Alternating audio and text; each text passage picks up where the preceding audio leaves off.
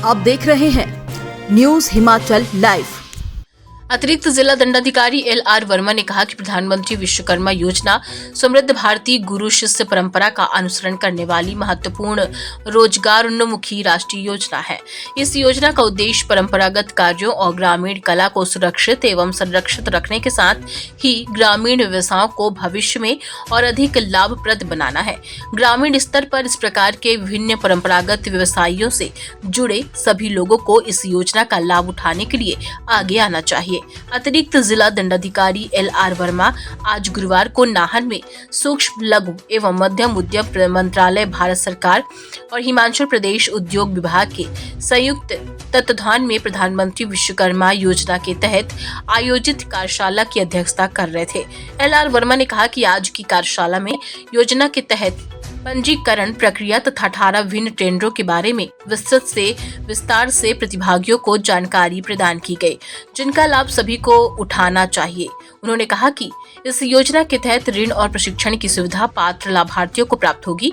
उन्होंने कहा कि इस योजना में जहां ग्रामीण स्तर पर परंपरागत कार्य करने वाले कामगारों और हुनरमंदों को वित्तीय सहायता मिलेगी, वहीं उनकी कार्य दक्षता में भी वृद्धि होगी। Next slide sir. आपके सारे जितने प्रश्न होंगे आज मैं चर्चा करूंगा आप लोगों के बीच में, क्योंकि जब तक हम लोग स्लाइड आप लोगों को जस्ट याद के लिए है।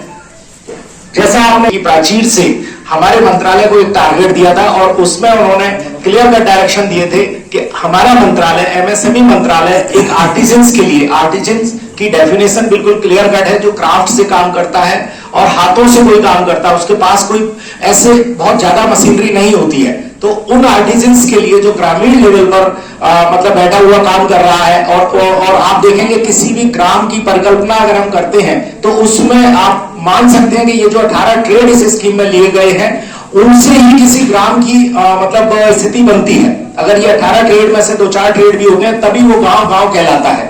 तो ये 17 सितंबर को इस स्कीम की लॉन्चिंग विश्वकर्मा डे से की गई और ये भी मुझे बताते हुए हर्ष है कि इस स्कीम में एक व्यक्ति हिमाचल से, चंबा जिले से मिस्टर गुलशन कुमार, उनको हमारे हिमाचल कार्यालय के द्वारा वहां खुद ले जा करके माननीय प्रधानमंत्री जी के हाथों के कर कमलों के द्वारा उसे सर्टिफिकेट और उसको जो बेनिफिट्स हैं वो वहां पर डायरेक्ट दिए गए। स्लाइड है जो हमें प्रेरित करती है कि हम लोग को काम करना है और कैसे करना है, वो अगली स्लाइड। Next slide sir.